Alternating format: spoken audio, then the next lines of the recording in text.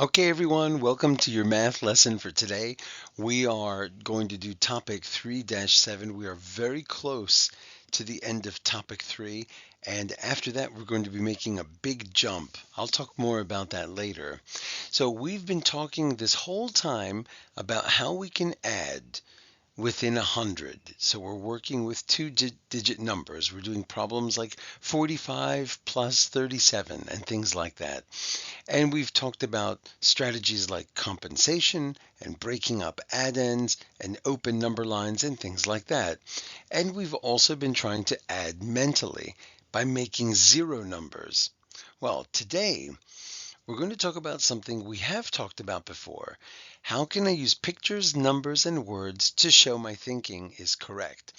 And what we need to do is make an argument. Now, when I say argument, I don't mean two people fighting for no reason, blah, blah, blah, blah, blah, blah, blah, blah, blah, blah, blah, blah, blah.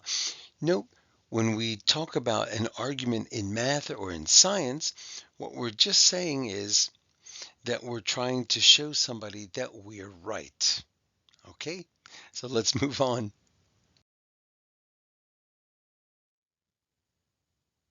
Okay, so let's look at this here. Carrie has 16 more red apples than green apples. She has 24 green apples. How many red apples are there? Use any strategy to solve. Use pictures, numbers, or words to explain your thinking and work.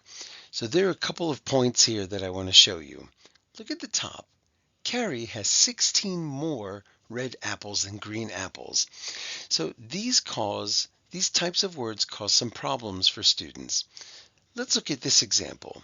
John has 10 stamps. Fred has 5 more.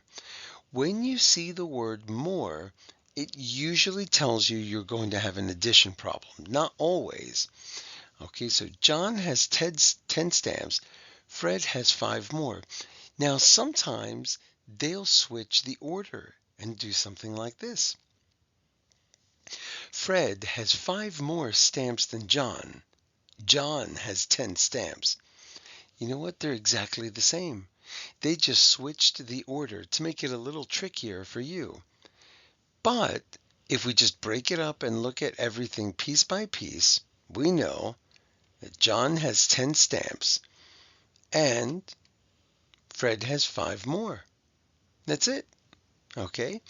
So then you just solve it. What is 10 plus 5? Right, it's 15. Okay?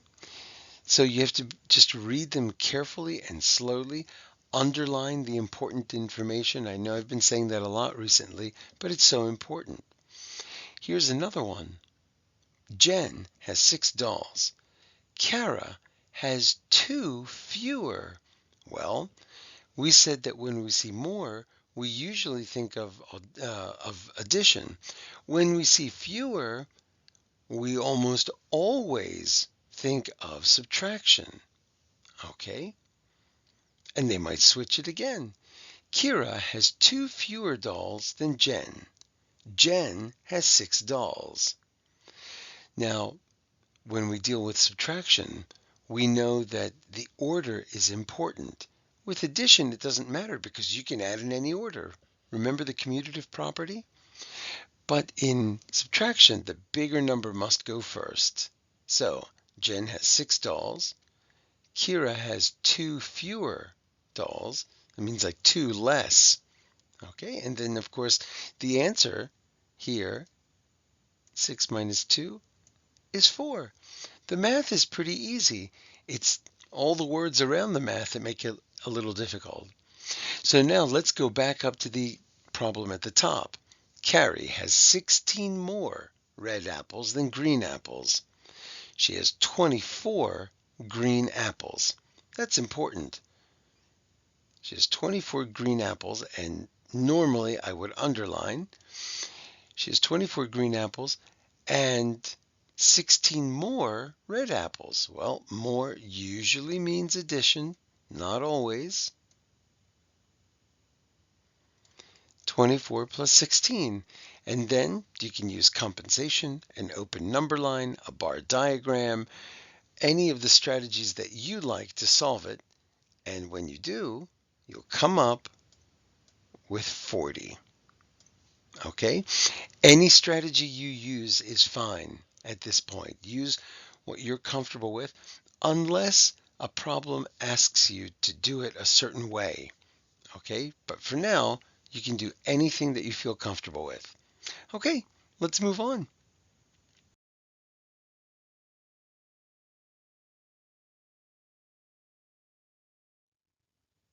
Okay, so let's take a look at somebody talking about how different ways of solving problems are okay. You're still going to get the same answer. Here we go.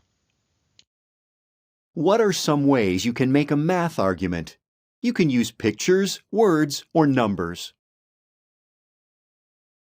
Is the sum of 48 plus 23 the same as the sum of 50 plus 21?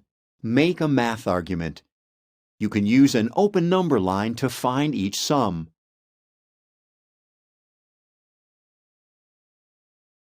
To show 48 plus 23, start at 48. Add 20, then 2, then 1 to get 71. 48 plus 23 equals 71.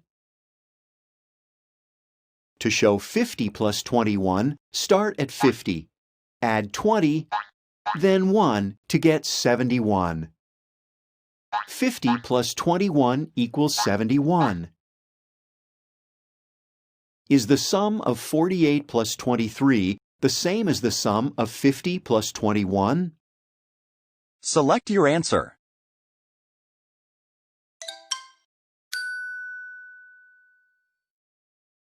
You can also use compensation to show they are the same. If you take 2 from 23 and add it to 48, you can make the problem the same. So the sum must be the same. You can now use pictures, words, and numbers to make a math argument.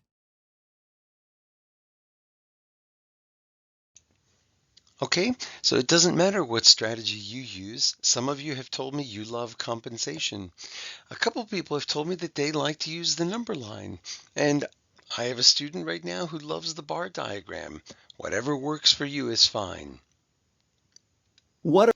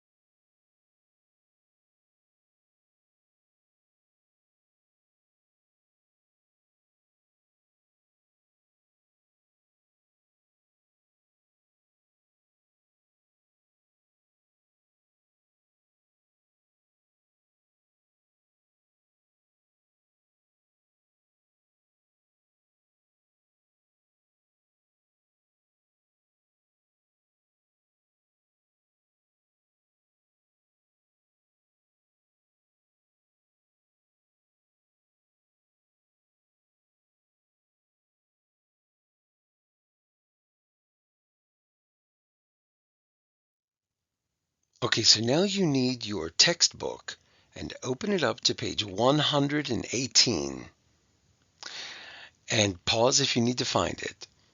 Now I'm looking at the guided practice. It said solve, use pictures, words, or numbers to make a math argument. Show your work. Boys and girls, show your work. It has to be there.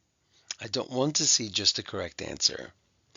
Now, number 1 says, there are 16 chickens in the yard. There are 19 chickens in the barn. There are 30 nesting boxes. Will all of the chickens have a nest? Explain. Okay. Now you can pause here and see if you can figure it out. Come back when you're done. Okay, now 16 chickens in the yard and 19 chickens in the barn. I want to know how many chickens there are. The reason why I want to know how many there are is the question asks, will all of the chickens have a nest? So 16 plus 19, there are many ways I could figure it out, but the nearest zero number is 20. That's pretty close to 19. And to get there, I add 1. So 19 plus 1 is 20. And because I added 1 to 19, I'm going to subtract 1 from 16. And 16 minus 1 is 15. And don't forget, this is still an addition problem. That hasn't changed. So 15 plus 20 equals 35. And if you weren't sure, you could have gone further. You could have broken this down into a 10 and a 5 and done 10 plus 5 plus 20, and you'll still get 35. Okay, now this is where we run into a problem, because a lot of people show the work and they get the answer and they stop. But do you know what the problem is? They haven't given the answer. The question is, will all of the chickens have a nest? This is a yes or no question. Will they have a nest? There are 35 chickens, but 30 nesting boxes. The answer is no. Okay, so remember, you have to answer the exact question that they're asking. Okay, let's move on. So now pages 119 and 120, just read the little story here, okay? Follow all of the tips that I gave you earlier and show your work. And remember, you're not finished until you've shown the work. Put the answer on the blank. Okay, that's very important. And then for page 120, okay, this is, of course, the most difficult part always. Okay, be very careful with this beanbag toss question.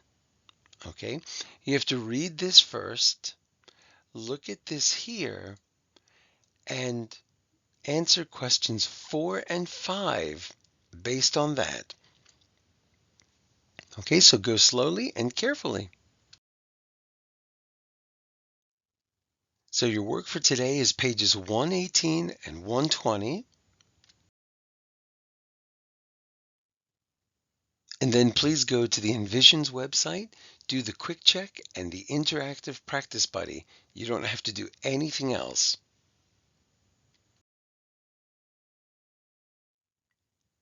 Okay, boys and girls, math is getting trickier and trickier by the day, but you're doing great. Most of the work I'm seeing is really well done. So keep doing it. Have a great day. The end.